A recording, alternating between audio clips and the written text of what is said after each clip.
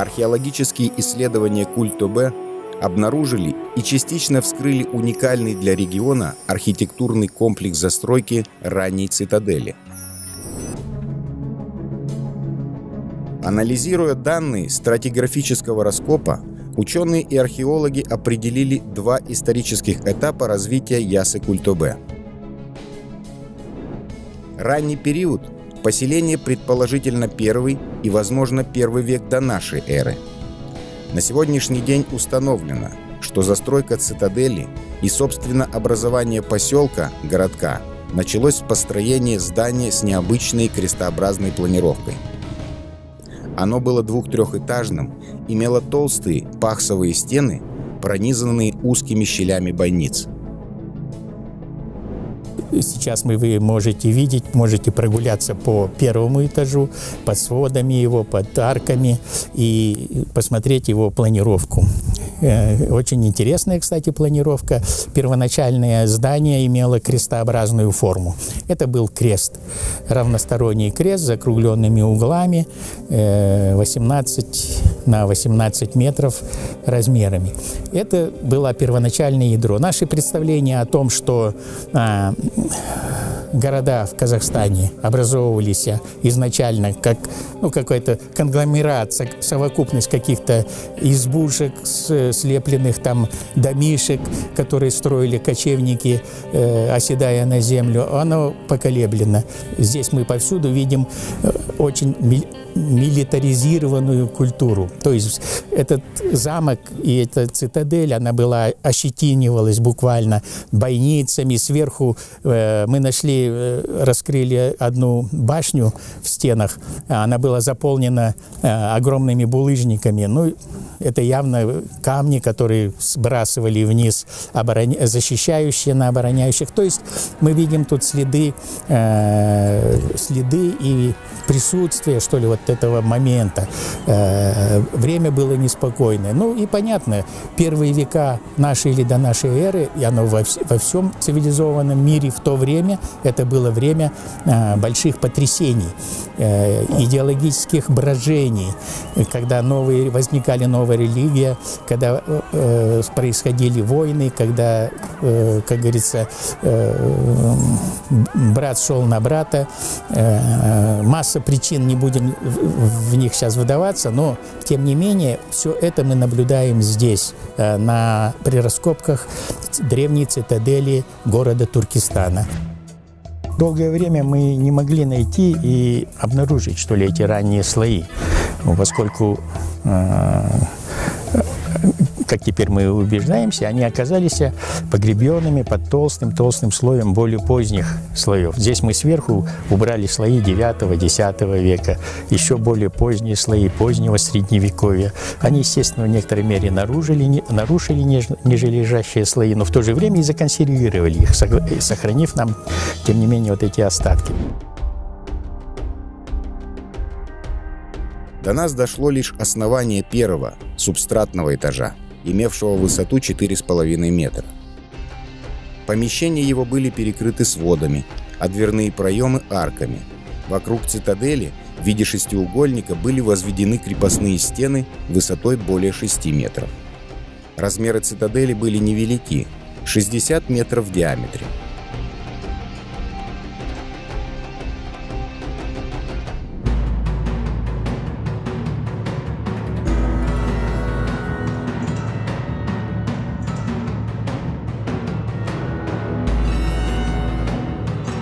Древний этап ее прекратил существование, кстати, мощным пожаром.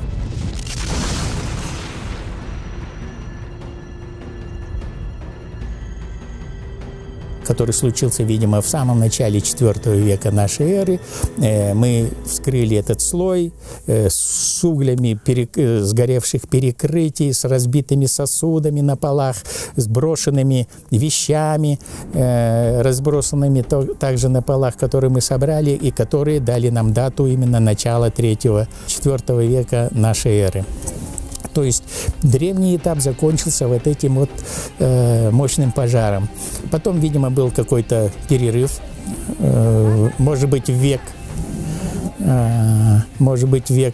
И После этого эта цитадель была забутована, засыпана глиной, утрамбована, и на ней возникла новая раннесредневековый уже замок.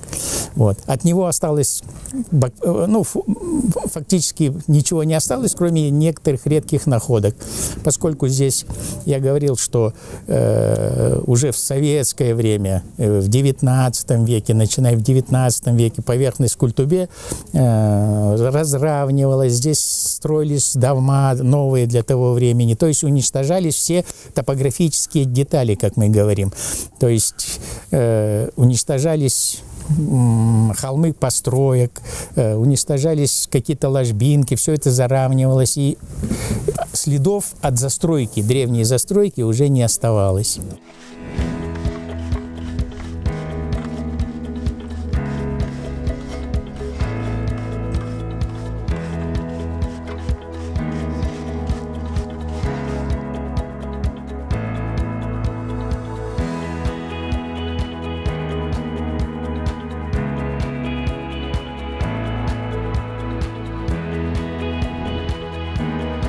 Результатом масштабных археологических работ по всей площади Культубе можно смело считать музеифицирование объектов. Для создания здесь туристического центра, археологического музея, парка под открытым небом, где рядом расположены памятники двух основных исторических эпох – древности и средневековья.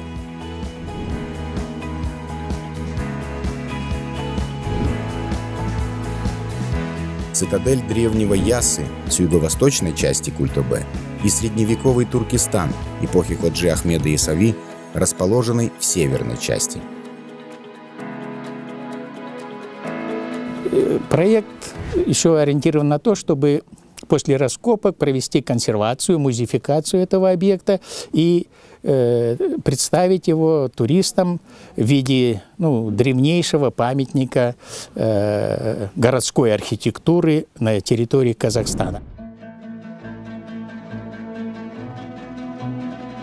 Нам озвучили планы по созданию здесь, на месте Культубе, значительного туристического объекта, который войдет в комплекс мавзолея с мавзолеем Ходжи Ахмеда Яссауи и будет представлять из себя как бы единый комплекс памятников сакральной, что ли, архитектуры. Здесь мы имеем, как известно, мавзолей конца XIV века, мавзолей Ходжи Ахмеда Яссауи, шедевр туркестанской, тимуридской архитектуры. И вот теперь здесь уникальный памятник архитектуры древней, который мы вскрыли, который будет законсервирован, который будет музеифицирован.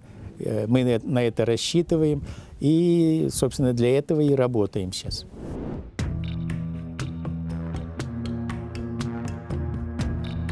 Здесь на глубине примерно 2,5–3 метра, как установили археологи, присутствуют хорошо сохранившиеся стены высотой от 1,5 до 2 метров. И если вскрыть планировку средневековой цитадели, жилую застройку, элементы фортификации и так далее, а затем экспонировать эту часть как фрагмент застройки города Яссы эпохи Ходжи Ахмеда Яссауи, это только повысит туристический интерес. И, в принципе, вот этот вот старый город, который окружал весь вот этот комплекс, мог бы превратиться в полигон для подготовки археологов, реставраторов, которые по мере своей работы не просто бы занимались академическими учебными делами, реально бы восстанавливали, реставрировали эти новые объекты. И там можно сделать все, что угодно. Культурный, просветительский, какой хотите.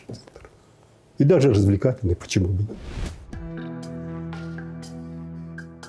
Только вещественные находки, найденные во время археологических раскопок, способны пролить свет на раннюю историю возникновения города, специфику его становления, охарактеризовать общее и особое в истории культуры его жителей.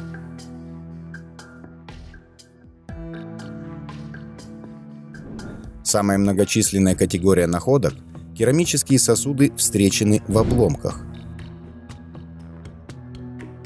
Но и по сохранившимся фрагментам можно судить об их датировке.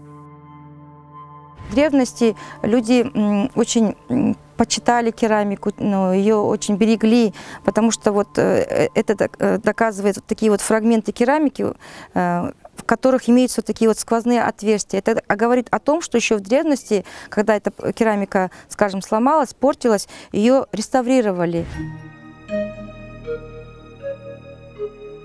Характерной особенностью древней бытовой керамики присырдарьинских городов и поселений является наличие различных тамгообразных знаков.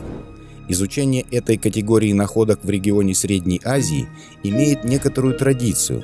Изучались знаки различных исторических периодов и на разных носителях.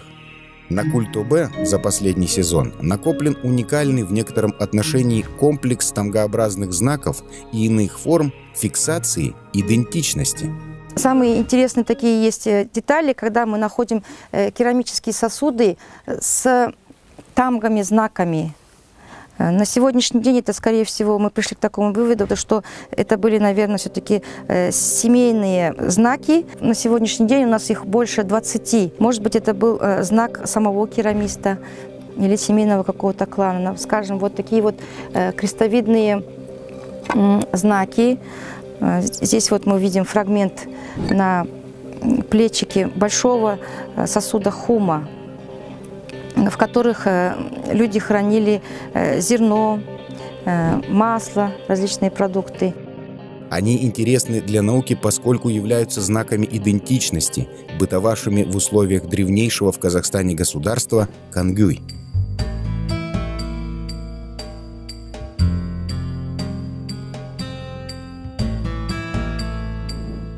Знаки гравировались обычно тонкой палочкой или лезвием до обжига.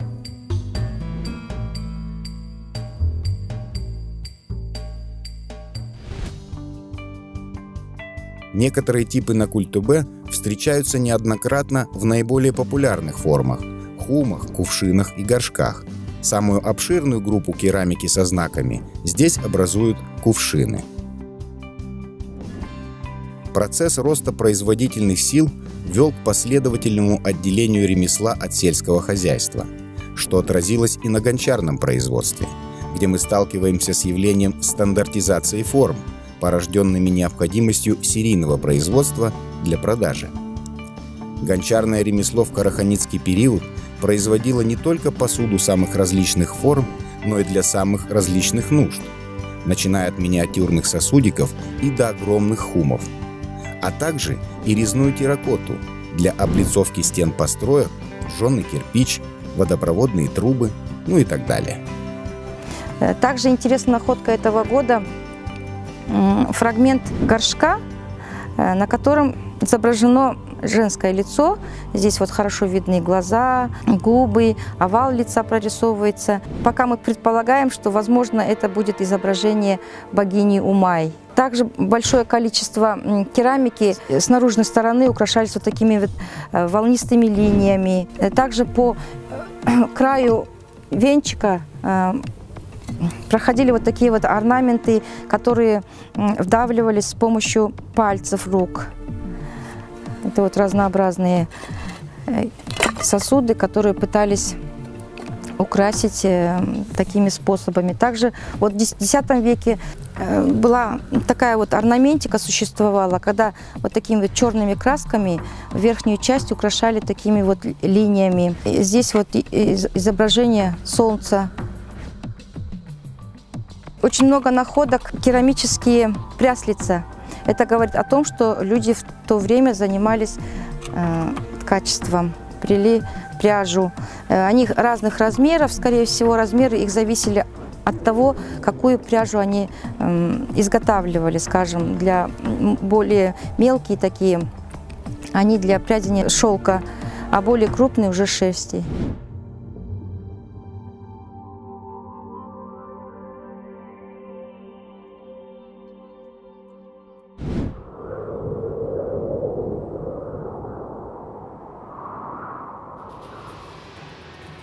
Холм Куль-Тобе расположен в южной части этого городища.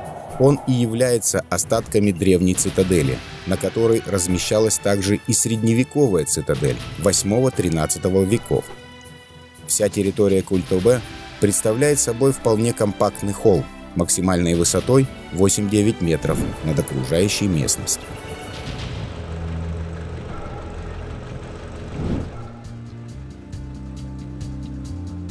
Геоморфологические изучения указывают на существование благоприятных условий для проживания людей данной территории. Ограниченный с одной стороны рекой Сырдарья, с другой горами Каратау, с относительно стабильной влажностью в течение всего года, массой ущелий и достаточно умеренным климатом.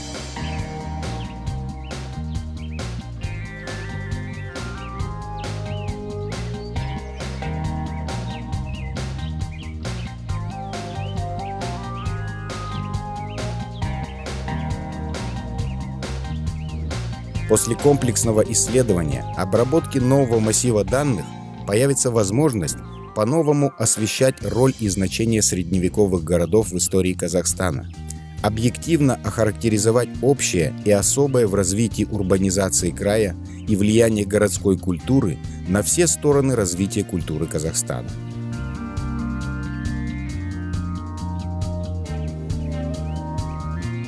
Мы привлекаем внимание прежде всего наших соотечественников о том, что очень богата наша история и культура. Мы можем гордиться теми памятниками, которые расположены на территории нашего Казахстана. Это часть истории и культуры человечества. Прежде всего, надо сказать, что эти памятники культуры, истории и уникальные природные памятники Казахстана, они уже привлекают внимание зарубежных специалистов, зарубежных туристов.